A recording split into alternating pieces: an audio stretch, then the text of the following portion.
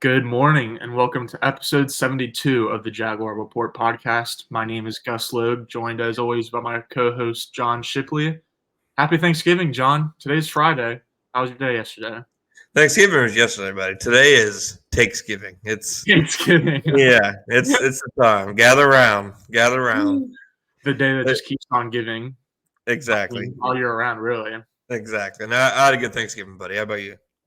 It was a good Thanksgiving. I just told you before we started, I had a cousin in town who I hadn't seen in 9 years. So shout out cousin John. But yeah, I had a good time. I was hey cousin John. You see me weekly. Yeah, he's Cuzzo John. He's a real cousin. Cuzzo? Okay. Yeah, I was thinking maybe we should start out by ranking our top 3 Thanksgiving foods. You down? Okay. Yeah, top 3? Yeah, I thought we were going to be off with this. I'll go turkey, rolls, and then either hash brown or green bean casserole. Have you ever had the hash brown casserole from Cracker Barrel? No, but I have had hash brown casserole before, and it's a staple in this house. Yeah, I'll go ahead and say it. My friend's coming for it. Mac and cheese sucks. If you have mac and cheese on your plate, just go ahead, throw that right in the dumpster. Take grandma's china, throw it on the floor. You're disgracing her memory with it. Mac and cheese, it's the Bryce Young of foods. It's tiny. It's ineffective. It's overdrafted. David Tepper likes it for some reason. I don't fully disagree with you, but I think if it's done the right way, then it's okay. If Bryce Young happened to pan out, then you're all right, well, it works. I don't know.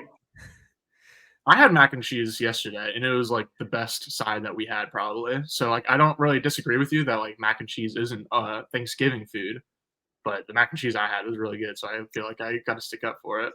I'm as confident in mac and cheese as I am at Bryce Young. Okay, that's a good way of putting it. Yeah, I'll go ahead.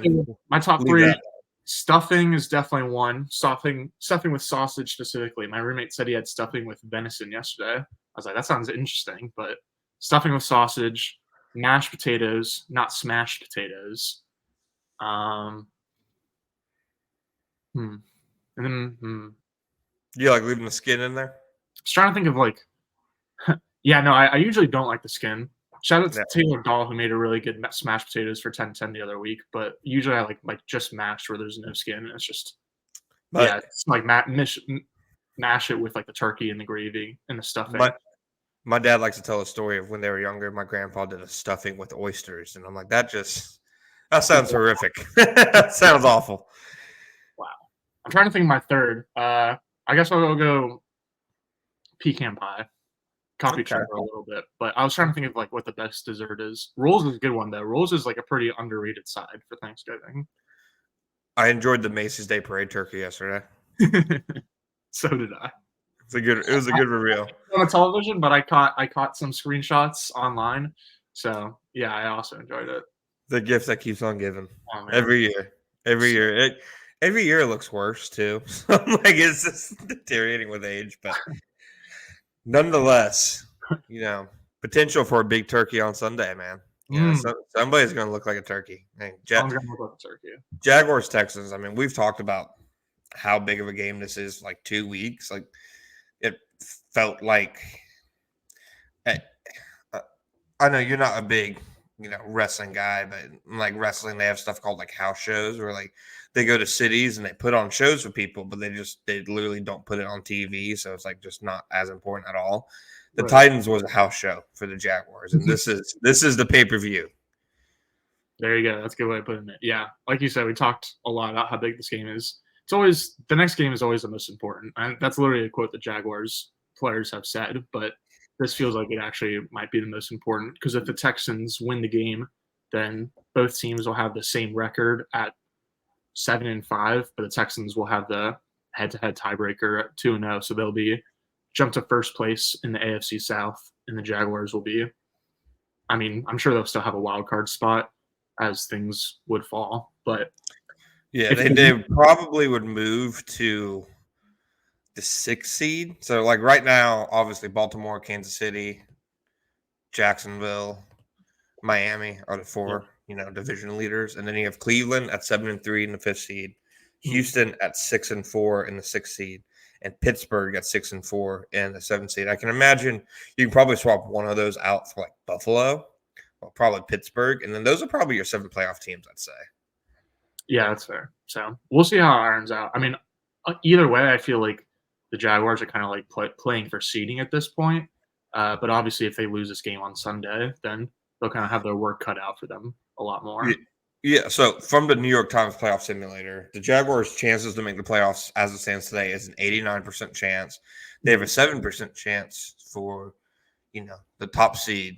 And if they win this game, that top seed chance jumps up to 12%, and they would have a 96% chance to make the playoffs. So it's basically win this game, and by all intents and purposes, you're in the playoffs.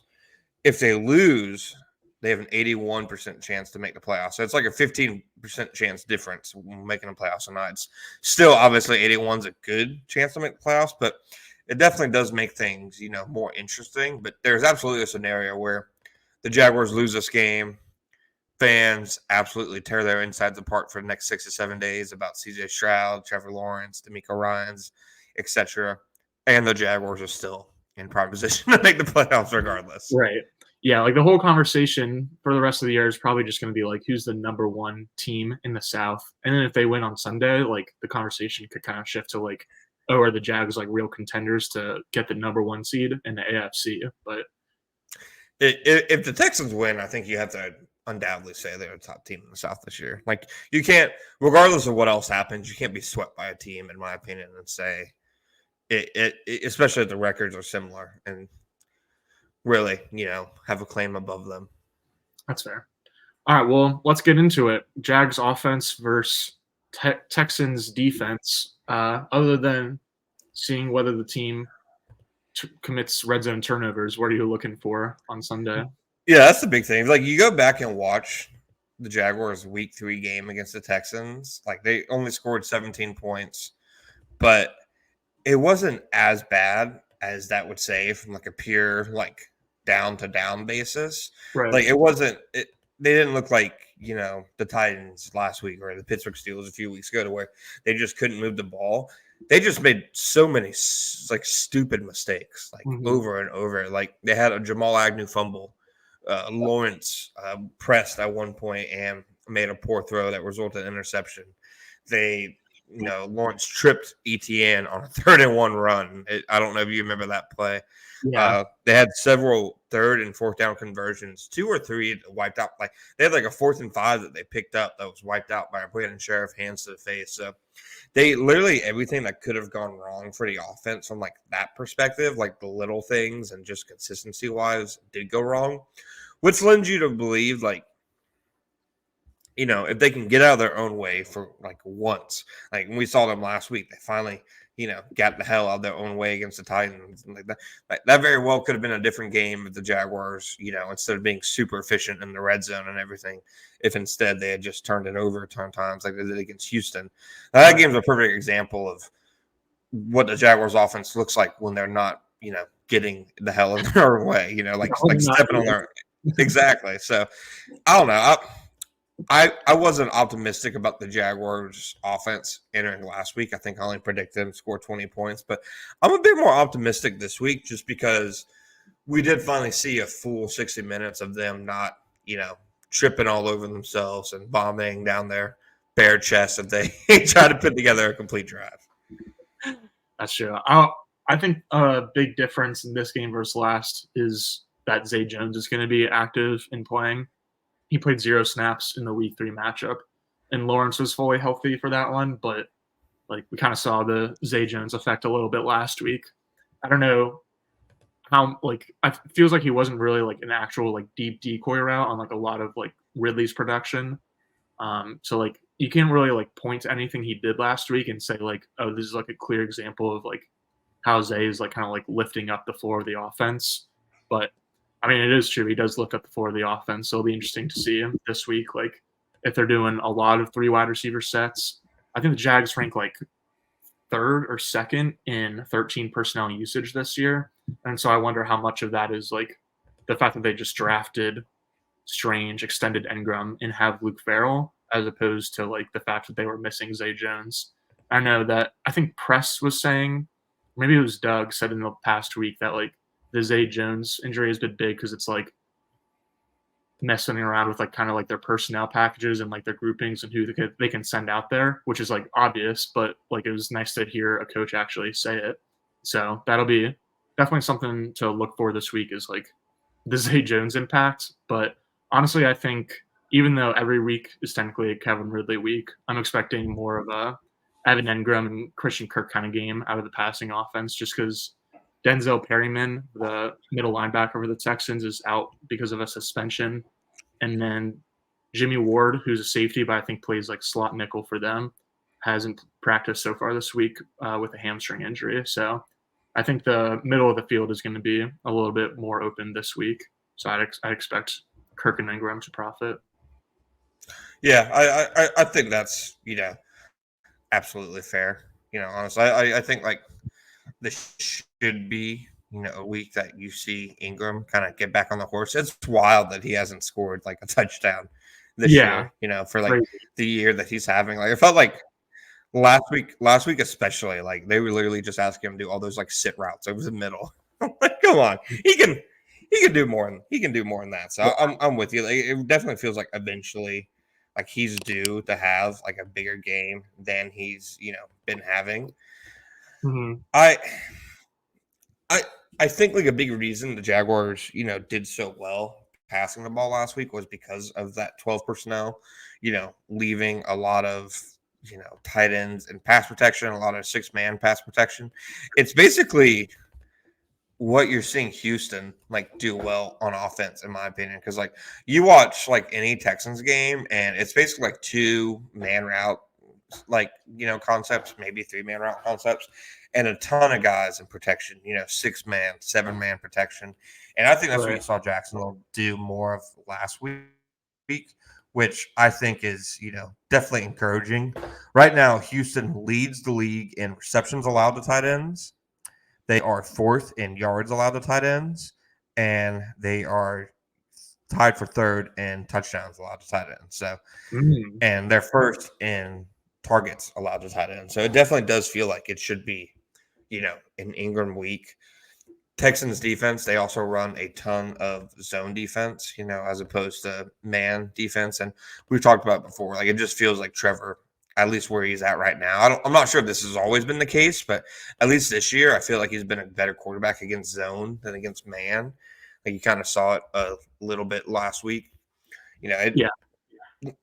I wonder how much Houston changes their, approach, because right now, Houston is, a predominantly, zone team. 68% of their snaps come in, zone coverage as opposed to man coverage. You don't see a lot of straight man, press from them, as you've seen from some defenses that have forced the Jaguars to struggle. But I do wonder if, maybe I don't know. Maybe you see that change this year. I mean, it's interesting. They're 9th in usage rank in zone coverage and 20th in man coverage rank. But in terms of success rate, they're 3rd in man coverage and 29th in zone coverage. So they deploy a lot of zone. They aren't very good at it. They do a little bit of man and then much better at it. So I wonder if, even though like D'Amico's entire like defensive like background is rush 4 and play zone behind them, is if they take a page out of like the 49ers and the Chiefs and the Saints playbook and really challenge the Jaguars at the line.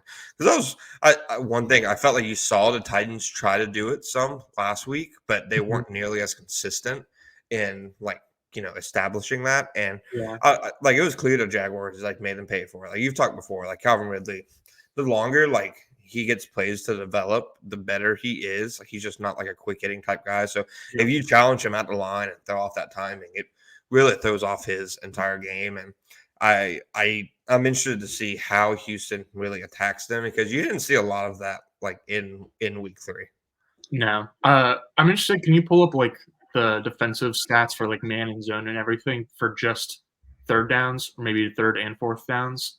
Because I feel like Sure. the Eco's defense is like, at least from what I've heard about it from like different people, is that on early downs, it's like the San Francisco influence is like very apparent, and it's not as much just lineup and play that Gus Bradley likes to do in Indianapolis, but like it's the cover three San Francisco scheme is what you can expect on early downs. But then D'Amico does a really good job of like getting into exotic looks and just like switching stuff up and playing mind games a little bit with the opposing quarterback on late downs. So I wonder if like definitely not surprised to hear that they're a zone heavy team in general, but I wonder if he like ups the man rate a little bit on third downs, or maybe it's just like more different type of coverages. Yeah, they definitely increase it some on third downs. It's still mostly a zone. It's 58% to 30. No, yeah, 58% to 31%. So it's still like mostly zone, but it's definitely a lot of man in there. And again, even on late downs, their success like rank is better in man coverage than in zone coverage. So it there's definitely some credence, to your point. And I don't know, like I know the entire talk has been CJ Stroud and the Jaguars defense, etc. Whether Lawrence can figure out Houston's defense to me means just as much. I mean, he's 1-3 against them in his career, and last year scored 6 points against them. Didn't really put up an offensive fireworks in the second game against them. I know it was mostly like a hit the snooze button type of game and just get in there and get the hell out. Obviously, his rookie year didn't play well against them, and the one constant for them has been, I know it's different schemes, but they've ran zone heavy schemes the entire time. So even though his splits this year have been better against zone than against man, I'm interested to see how Lawrence, approaches this. And I'm interested to see the offensive line too. Like, the Jags coaches this week have said that, they thought, one of the big reasons they lost in week 3 was that Houston won in the trenches. Obviously, I remember Will Anderson had a really solid game, blocked the kick. Jonathan Greenard's kind of come into his own. I know your guy. Yeah. I'm trying to tell you.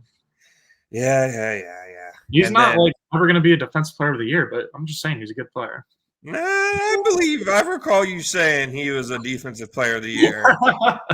I recall neither of us are ever going to go back and check the tapes.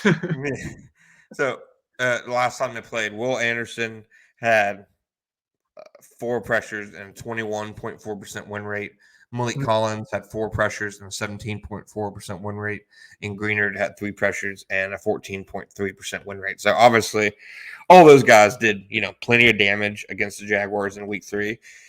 I kind of feel like Malik Collins, like Will Anderson's like the guy to stop. But I kind of feel like whether they stop Malik Collins will dictate what they do, which is he's a good player, but it's Malik Collins. Like, it's the same thing as the Zay Jones argument. Like, it shouldn't make sense, but I feel like that's the reality. I do think like this is the best on paper matchup for Jacksonville's offensive line, like pretty much the entire season, or at least since the last game these two teams played in week 3.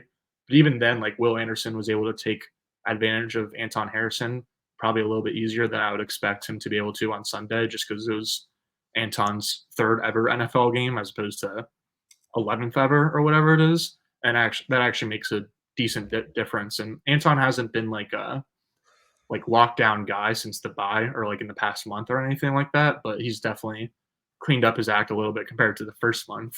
And then like the interior of the offensive line is really where the Jaguars get in trouble. And as you said, like Malik Collins is like the scariest guy on the interior for the Texans after like the murderers row of like Jeffrey Simmons, Javon Hargrave, et cetera, that the Jags have been facing. So they did get a lot of pressure in week 3, but again, like on paper, I think this is a matchup that the Jags should be able to handle. I know you mentioned it, a little bit, but we obviously expect this to be an Evan Ingram week. But Zay Jones, do we see in him? Because he's one of the biggest stories of their year because he's missed, so much time, and everybody has talked ad nauseum about his impact. Gus, in 4 games, he has 12 catches for 98 yards. He did look really good in week 1. I feel like was the touchdown his only. He did not. Okay, no, he did not. He had one really good play in week 1. The touchdown was pretty nice. In week 1, he caught 5 passes on 7 targets for 55 yards and a touchdown. But okay, so this is the entire thing is that like you're correct, and like Zay Jones is like shouldn't be this important, and it's like we've gotten like wrapped up in talking about it in every podcast, but like he's a viable like playable NFL wide receiver, and the other guys that the Jaguars have on the roster are not. It's just that like Zay Jones isn't an incredible receiver, but he's good enough, and like just the difference between Zay Jones and Elijah Cooks or Tim Jones or Jabal Agnew is like a significant defense, and it limits like what the Jaguars are able to do. So Is it a big deal to you that they didn't have him in week 3? Like he didn't play the first time these two teams played. nah, like week 3, like there was so much that went wrong. Like if you were like, oh, what if Zay Jones had played? I'd be like, probably the exact same thing would have happened. I think like the Zay Jones thing is more of like reason to like explain why the Jags have been underwhelming on offense for the entire season, but like he's not so important that you can like go back to pinpoint like one game or one like half of a game and say like, oh, this is the reason that they lost or this is the reason that they won. Fair enough. And then like one thing I feel like gets lost from that week 3 game is it's one of the few games this year the Jaguars ran the ball well. Like they're like I know ETN's had a really good season in terms of explosive plays and touchdowns, but they legitimately they simply have not been a good team rushing this year. They had he had 4.6 yards per carry against them in week 3. I don't have it in front of me, but I would imagine that's one of his, more efficient overall games. How important is it to them to try to, like, my thinking is they're in trouble if they go into this game thinking this has to be a shootout between Lawrence and Stroud. I think they have to lean on the run some, one, to try to get it going because it's obviously a huge part of the offense, and two, to help protect the passing game some like last week because again, despite what the nerds say, you don't need to be good at running the ball, for play action, to work. I actually don't know if that's a nerd take or not. I think the nerd take is that like you don't need to run play action in order for it to succeed. Oh, you don't need to run the ball to run play action. That's what their take is. Yeah, no, you do. You absolutely do. The correct take is that you do need to run the ball, but you don't need to do it like super well. That's what you're saying. And that's what the Jags showed last week. Like, yeah, you go back and watch all 22. Like that first Kirk catch on their first touchdown drive off of play action. Elijah Molden was a slot corner. He was completely in no man's land, and because of the play action, and so I think sticking with that is probably one of the bigger and maybe like undersold keys to this game. I think so too. And again, like on paper, it should be a good matchup for the Jaguars. Like ETN had some pretty nice success back in week 3. The Texans are missing Denzel Perryman. I forget who their other starting linebacker is, like Blake Cashman or something. Yeah, Blake. But the dude who almost got beat by Ridley for a touchdown on like the third play. Yeah, he has actually turned into a pretty solid player. But then they're like Henry Toto or whatever from Alabama, their other young linebacker, is like not great, and he's like just the kind of guy that teams will kind of like put their microscope on and just like target him on defense. So I think we do need to like establish the run a little bit, and I think it's like not correct to say that like the Jaguars were like resting ETN to use him for this week. But, no, they weren't. No, but I think that ETN will get like more snaps and more work this week than he did last week. Yeah, that's fair. That's fair. Does Christian Harris not do anything for them? Guess not. I feel like he's like a 2-down thumper kind of guy. I liked him coming out. Let's see. Yeah. He started 6 games this year. So I don't know. TBD. So Gus, you got anything else on the offense? Just when we were talking about Ingram, I looked it up and he has 2 total targets in the red zone this year and 0 within the 10-yard line. So like I think I saw a tweet saying he has the same amount of red zone targets as Brendan Strange this year. Right. So it's like it's surprising that he hasn't scored a touchdown, but it's way more surprising that he hasn't really like gotten chances. Because like you would think that like he'd like present some kind of like athletic mismatch that the Jags would be able to like take advantage of somewhere in the red zone against like a bigger team. He's got like a pretty good too. Not as big of a mismatch as a fade to Christian Kirk. Which is, as the nerds will say, the worst play in football is a goal line fade. That one was. Yeah. It is funny though how the Jaguars are either like, all right, we're gonna like run it up the gut from under center, or we're gonna go in shotgun, and Lawrence is gonna like fire a ball into the corner of the end zone. That like feels like their red zone plan. Yeah, I feel like they never have like just a guy like sit at the goal line and like just fall backwards into the end zone. Yeah, they haven't scored an easy touchdown other than like they haven't scored an easy red zone touchdown. I feel like. Yeah, I'm with you.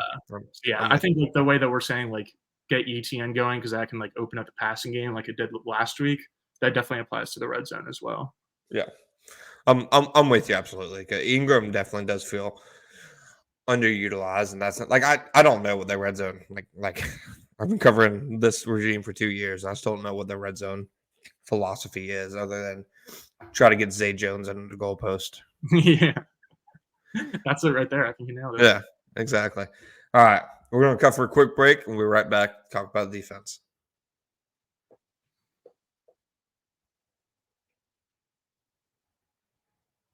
All right, Gus.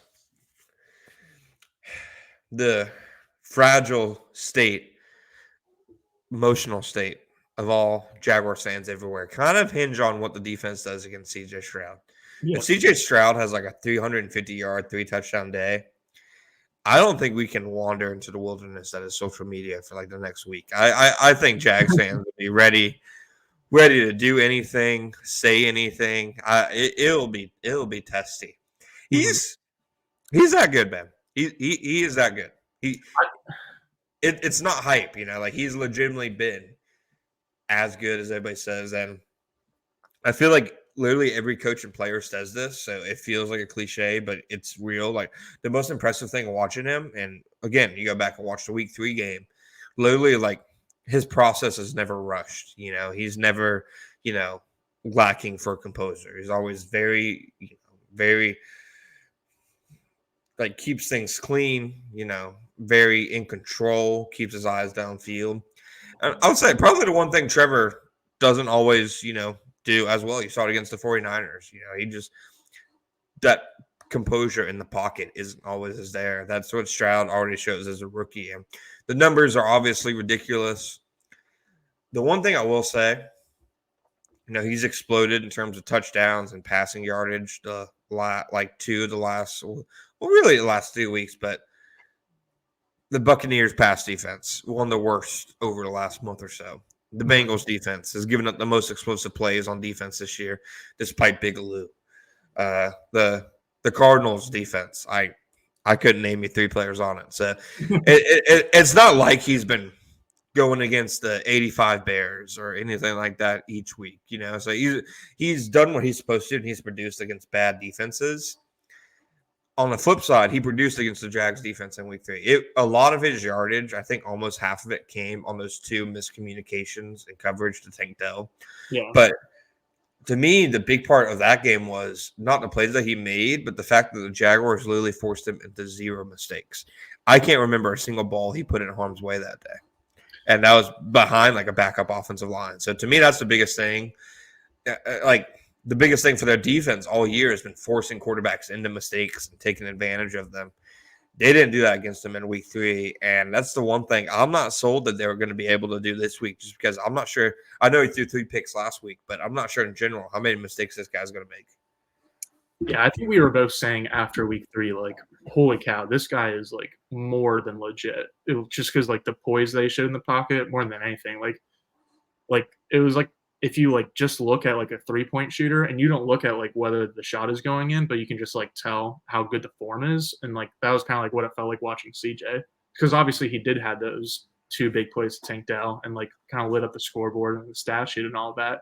But just like the way that he did it and how he looked doing it was extremely impressive. And that's just kind of like what we've seen all season from him. And the Jaguars were kind of like supposed to have gotten him under pressure and supposed to have gotten him to make mistakes back in week 3, because the Texans offensive line was pretty beat up at that point. Did Laramie Tunsil even play in that game? No. I want to say the only guy who played was Shaq Mason, I think. Okay.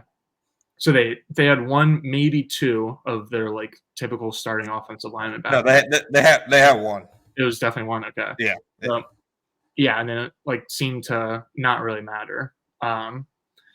So I think this week is gonna be like, I was trying to think, like, how do you stop CJ Stroud? Because, like, I feel like I haven't, like, seen anything or, like, heard anything that's like, "Oh, there's, like, a way to figure this out." And, like, I've said before that, like, elite quarterbacks, you just, like, can't blitz against, and that's, like, the stratosphere that Stroud has entered.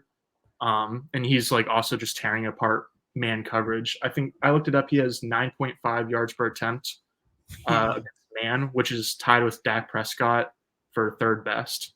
And above them are just Tua and Brock Purdy, who are like that's like they're very much a scheme stat is how well they're playing against man coverage. But then like I think Stroud, like Dak is a pretty good comp for Stroud because like they're both such like great processors and I, like I if think you're that's a great comp. if you're sending pressure at them, like they have both the mental capacity to like process quickly and then the physical capacity to like get the ball to where it needs to go to be able to beat blitzes more often than not. So what I'm expecting from Mike Caldwell this week is a lot of those looks where like on late downs they'll walk up a bunch of players to line of scrimmage and have like 7 guys right at the offensive line looking like they're gonna blitz.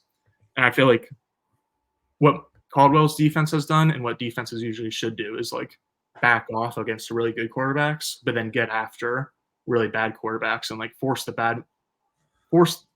mistakes out of the bad quarterbacks, but then like let mistakes come to you from the good quarterbacks. So like the most famous example is when the Chiefs lost the Bengals in the AFC Championship game, and Big Lou, as you just said, he like dropped 8 defenders into coverage like pretty much the entire second half, and so Mahomes had like a bunch of time to throw, but he like never really had anywhere to go with the ball. And so I think that's like a similar game plan that you kind of need against Stroud. I mean, obviously you're not going to be dropping 8 a lot against any quarterback, even like Mahomes. Like that For was sure. kind of a one-off playoff game plan, second half adjustment type thing. But like I think that again on late downs, like when the Jags run up everyone to the line of scrimmage, you're going to see them drop a ton of players into coverage more often than not. And that'll be kind of like the deciding factors, like whether they get enough like uh the Jags defense runs a lot of Tampa 2 and they do a lot of inverted Tampa 2 and like to get like a quarterback covering where a safety would have been and vice versa to try to mess with the quarterback. So like I'll be looking at like how often they do inverted coverages and like the safeties like rotating after the snap and like what they're kind of doing on the back end because I think that's going to be a lot more important than like how fast can Trayvon Walker and Josh Allen get to Stroud. I agree with you. And you go back and you look at SIS's data for their Week 3 game. The Jags played man coverage 5 times. Houston had an 80% success rate against that.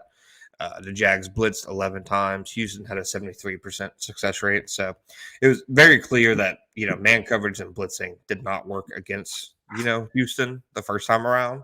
Mm-hmm. The big thing with the Jaguars defense in general is, like you said, like they love to blitz, on third down. Right now, they're 10th overall in the NFL, like in blitz rate. You bring that down to third and fourth down, and they're 7th overall. So Mm-hmm.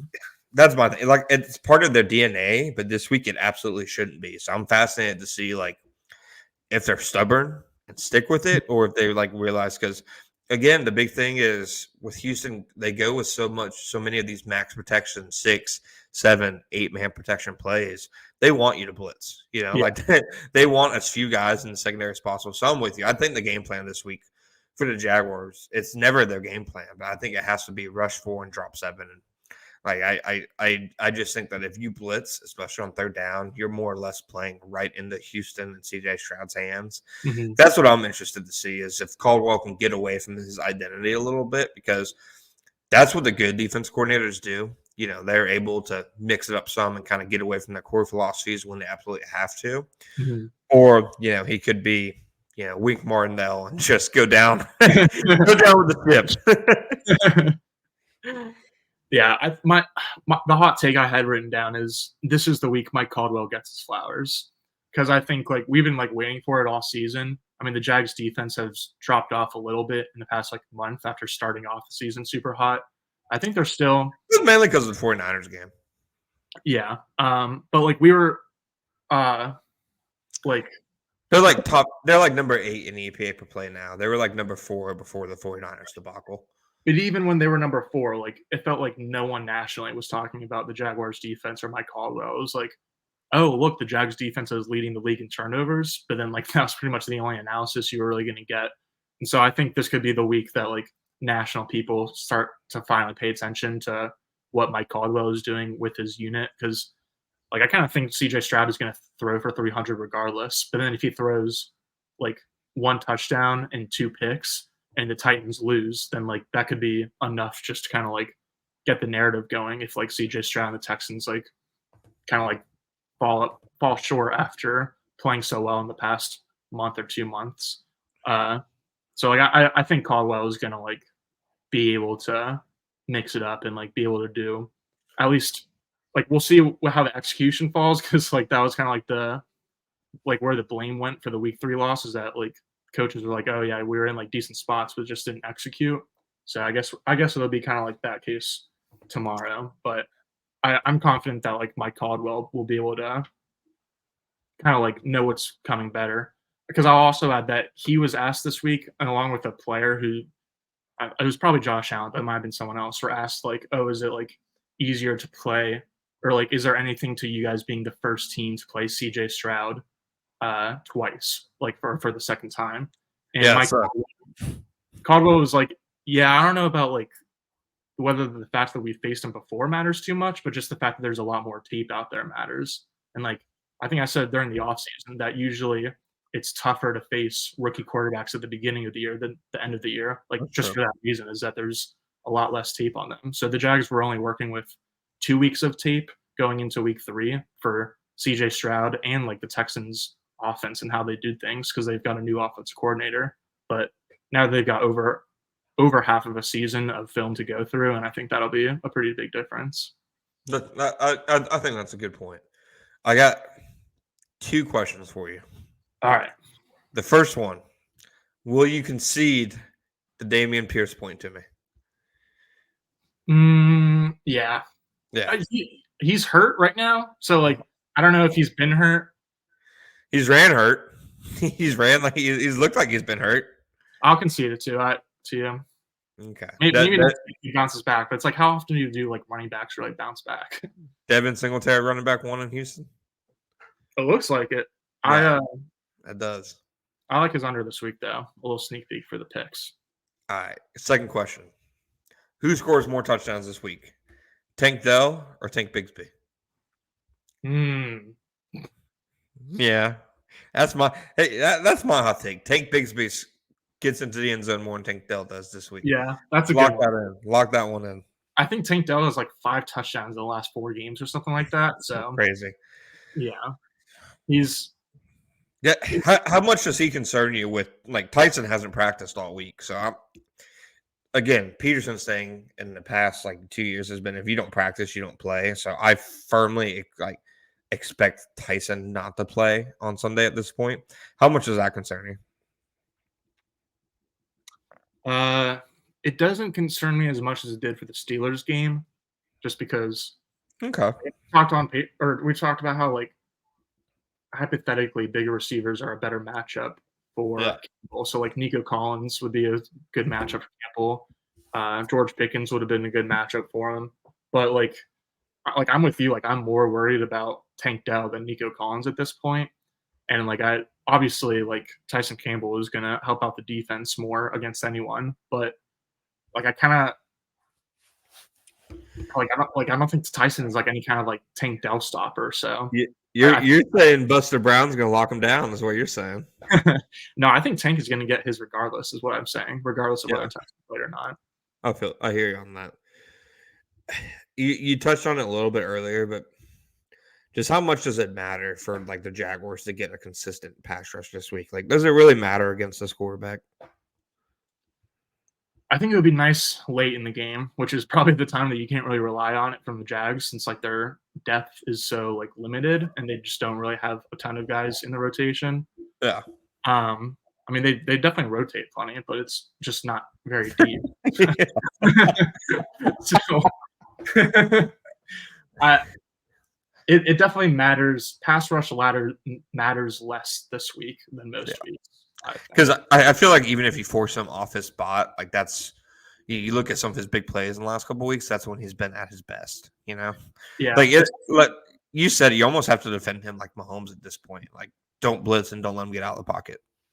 It is nice though that like if you do let him get out of the pocket, like he is very good at like keeping his eyes downfield, and like I wouldn't say to a fault at all, but he like rarely runs, and so like I think that's like one thing that the Jaguars. It's nice that they don't really have to worry about it. It's because like Mahomes will like as soon as you think like everything is covered, then he'll just like scramble for 20 yards and like make it look like nothing. But like Stroud is definitely like no Tom Brady or anything in the pocket, but he's maybe like not as mobile as like you might really expect. So that was a big thing in college too. And I don't know, I kind of feel like maybe that's just Ohio State in general. Because like even Fields, for as good of a runner as he is, didn't scramble a lot per se at Ohio State. A lot of it was like they never needed to. Yeah, good point. Receivers. Good point. All right, Gus. We got anything else on defense? I don't think so. We're gonna get some picks. All right, we're gonna take a quick break and be right back. All right, Gus. I'll give you my tank take. You've had all week to stew on it. Don't come up with one on the spot. Do you have any hot takes for me? I want you to call D'Amico a fraud. I want you to say Robert Sloanick is a Mickey Mouse offensive coordinator. Give me something. I thought my hot take is that Mike Caldwell is going to get national attention. Go to hell.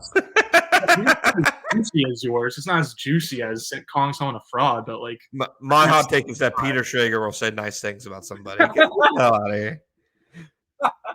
Get the hell out of here. That's so good. No, you're on take restriction until next episode. No, don't even come up with another one. I hated that. I hated it.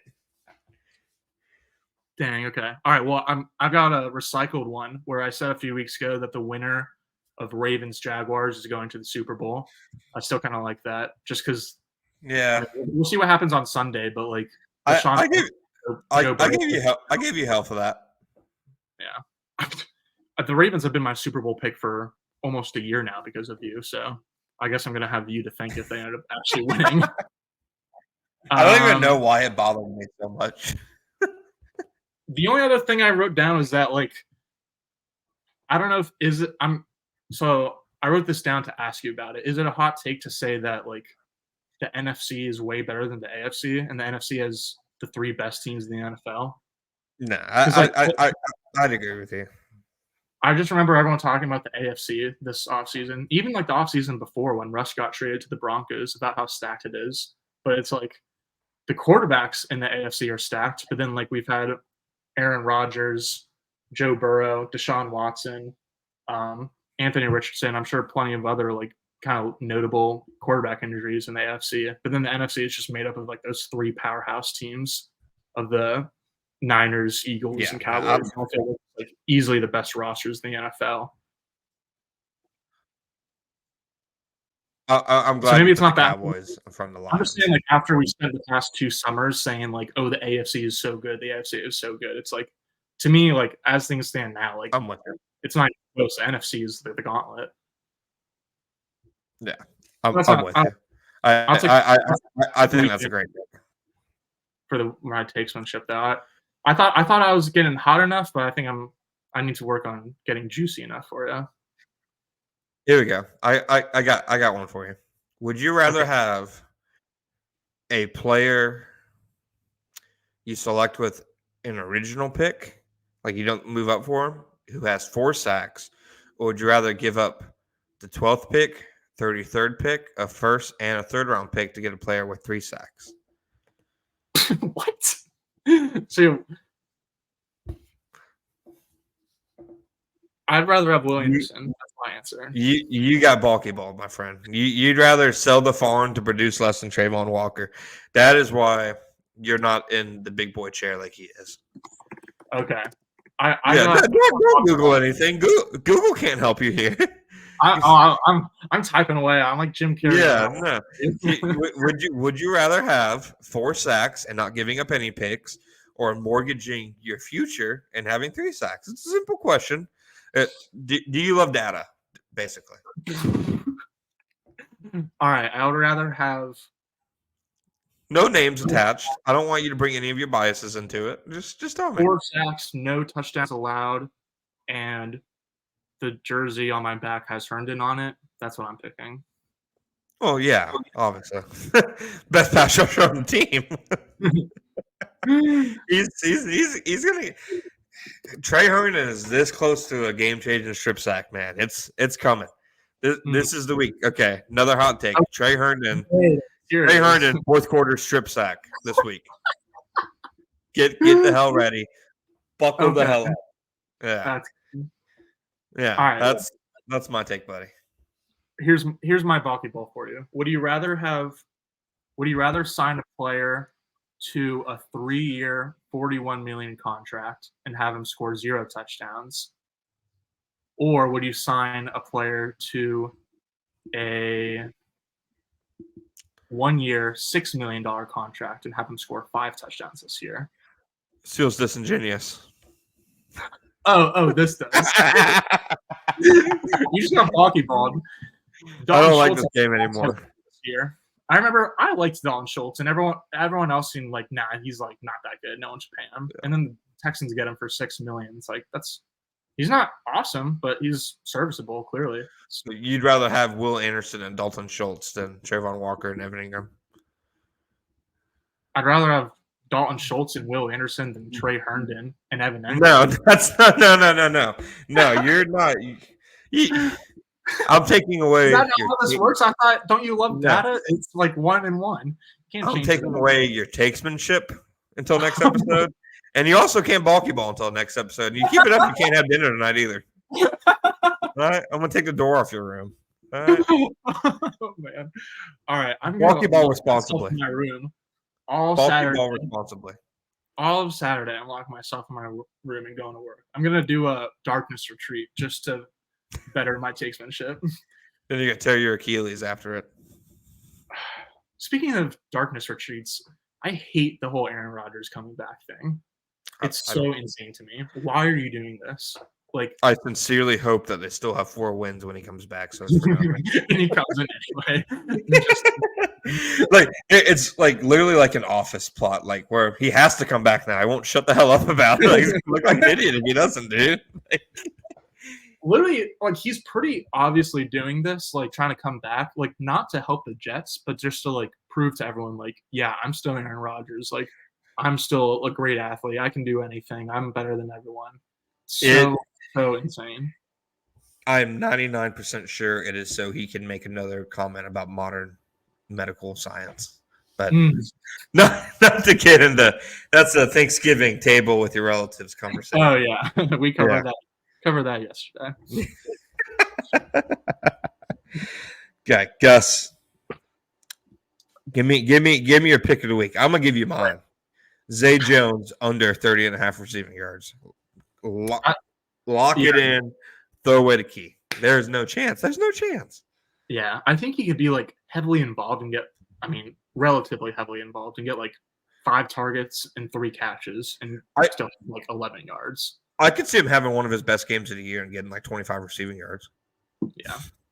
No, I think it's. Don't think that genuinely.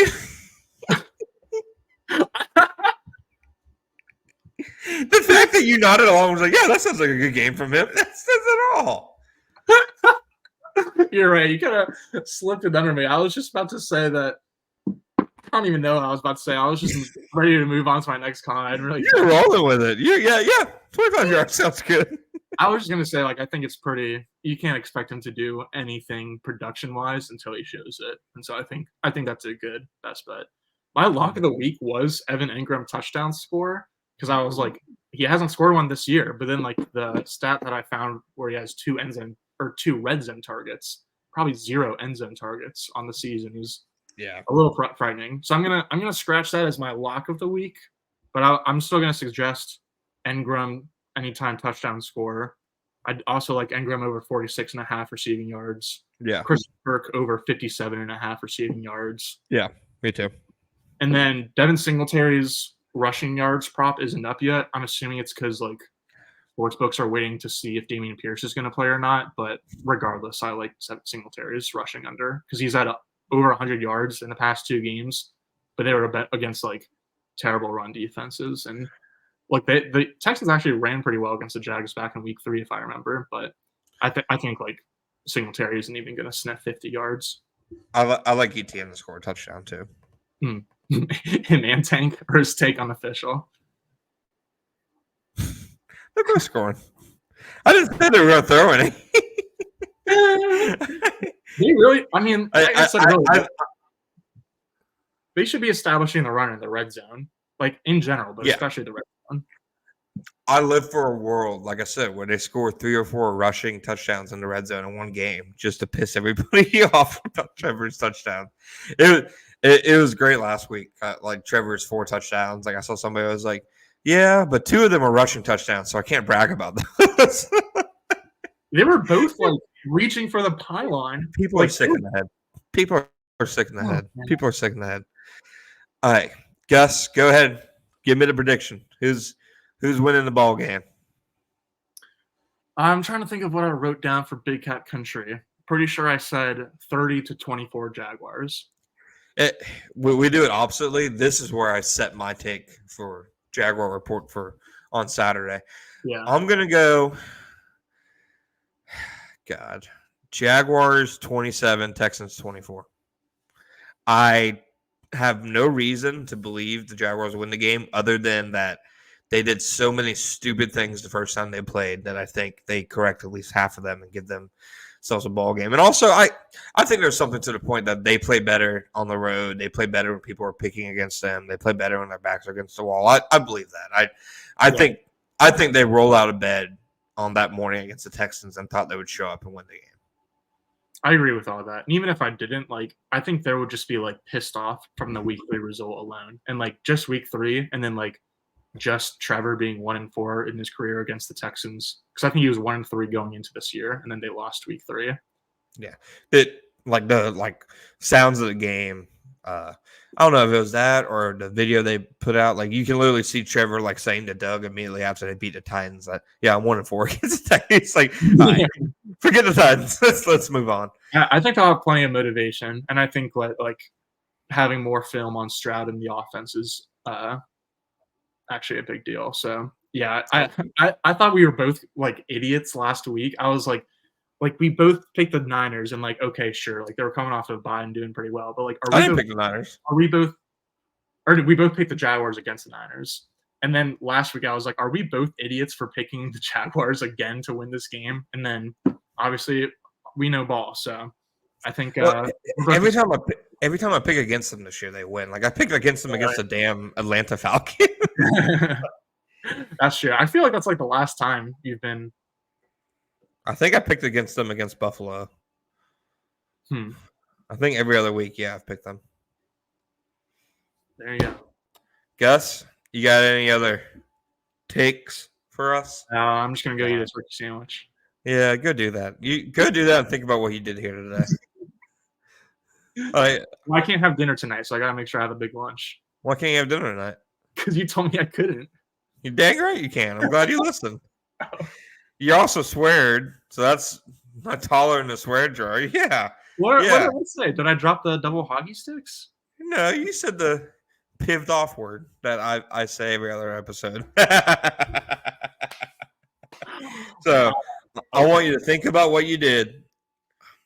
I'll consider you being allowed to watch the game on Sunday, and we'll come back Monday with a fresh slate. All right? All right. I'll work extra hard in the next 24 hours to get my TV privileges back. That's what I thought. All right. Thank you guys. As always, Jaguar Report Podcast, John Shipley, my co-host, Gus Logue. We'll be back on Monday to review Jaguars versus Texans Redux. You have been masterclassed, and don't forget it.